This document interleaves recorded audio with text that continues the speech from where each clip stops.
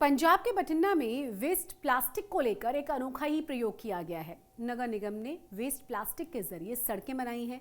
इससे न केवल लोगों को गड्ढा मुक्त सड़कें मिल जाएंगी, बल्कि ये पहल पर्यावरण के मद्देनजर भी बड़ी खास है। किस तरह से वेस्ट प्लास्टिक की ये सड़कें बनाई गई हैं, हमारी इस रिपोर्ट के जरिए जानें।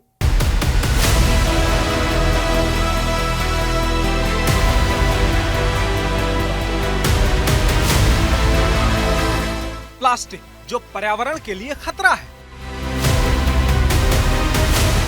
प्लास्टिक जो आवारा पशुओं की जान का दुश्मन है, प्लास्टिक जिसके बैन को लेकर बड़ी बड़ी मुहिम चलाई जाती है, प्लास्टिक जो वातावरण की शुद्धता में रास्ते का रोड़ा बनता आया है। आज वही प्लास्टिक लोगों के सुगम सफर का जरिया बन रहा है।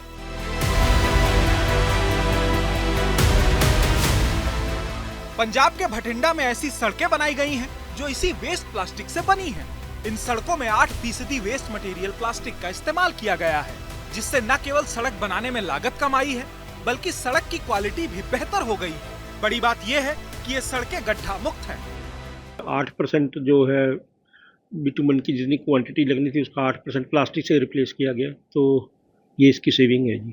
और इसकी ड्यूरेबिलिटी ज़्यादा है जो रिवायती लुक की सड़कें उनसे।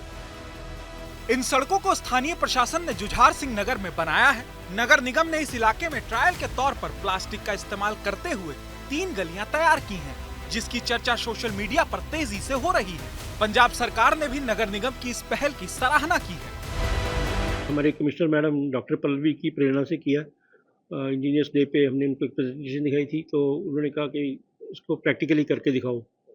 तब हमने उनकी प्रेरणा से किया और बाद में जब बनाने के बाद सारे समाज को, सोसाइटी को पता लगा, तो माननीय मंत्री जो है स्थानीय सरकार के, उन्होंने भी इसकी काफ़ी सराहना की है। मुझे फ़ोन भी किया था उन्होंने शाबाशी के लिए, और काफ़ी लोग खुश हैं इससे।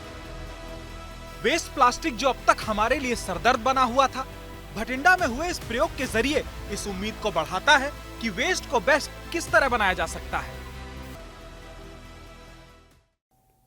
क्या हवा में कभी आलू उगाया जा सकता है? इसे सुनकर आप भी जरूर हैरान रह गए होंगे, पर आपको बता दें कि हरियाणा के करनाल में एक ऐसी तकनीक ईजाद की गई है जिससे कि हवा में आलू उगाया जा रहा है। जी हाँ, एरोपोनिक तकनीक के जरिए किस तरह आलू उगाए जा रहे हैं, जरा देखिए इस खास रिपोर्ट के जरिए।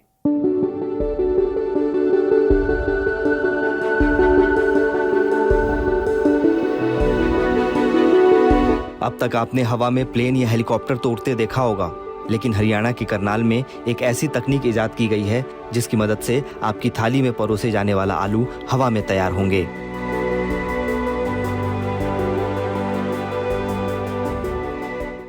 यूं तो कृषि क्षेत्र में विकास के लिए नई नई तकनीकें आ रही हैं, लेकिन एरोपोनिक तकनीक के जरिए अब जमीन से ऊपर हवा में आलू उगाया जा सकेगा। आलू लगाने की इस तकनीक का इस्तेमाल बागवानी विभाग की देखरेख में हो रहा है। आपको भी जानकर हैरानी होगी कि आखिर ये कैसी तकनीक है जिससे अब तक जमीन पर उगने वाला आलू अब हवा में तैयार किया जाएगा। तो आपको बता देते हैं कि एरोपोनिक तकनीक के जरिए बिना मिट्टी के ही हवा में आलू उगाया जा सकेगा।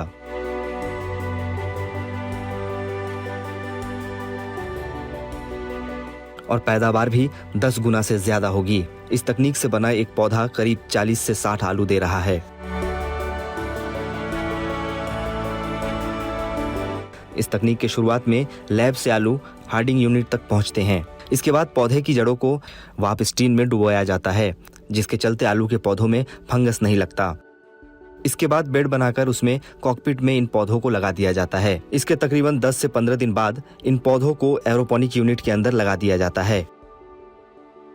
प्रोसेस क्या होता है कि मतलब जैसे हमारे लैब में प्लांट्स तैयार हो जाते हैं, टिश्यू कल्चर लैब में, उन प्लांट्स को हम धीरे धीरे टेम्परेचर पे बाहर निकालते हैं और उसके बाद हम उसे कोकोपीट में हार्डनिंग करते हैं। 20 से 25 दिन हार्डनिंग करने के बाद उसे हम चाहें तो नेट हाउस में ले जा सकते हैं और चाहें तो उसे एरोपोनिक्स में ले जाते हैं। एरोपोनिक तकनीक हवा में आलू उगाने की वो तकनीक है जिससे न केवल आलू के उत्पादन की पैदावार बढ़ सकती है, बल्कि परंपरागत खेती के मुकाबले आलू में लगने वाले रोग से भी इसे बचाया जा सकेगा।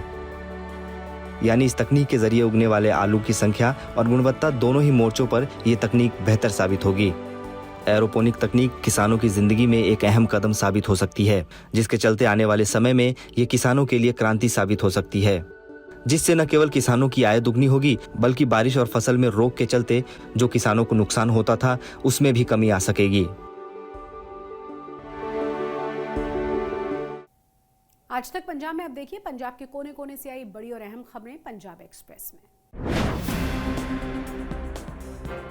शिरोमणि गुरुद्वारा प्रबंधक कमेटी चुनाव के लिए अकाली दल ने अपने उम्मीदवार का नाम घोषित कर दिया है। पार्टी अध्यक्ष सुखबीर बादल ने एक बार फिर एडवोकेट हरजिंदर सिंह धामी के नाम पर मुहर लगाई है। पार्टी के प्रवक्ता दलजीत सिंह चीमा ने ट्वीट करके एडवोकेट हरजिंदर सिंह धामी के नाम की जानकारी ट्विटर पर साझा की है।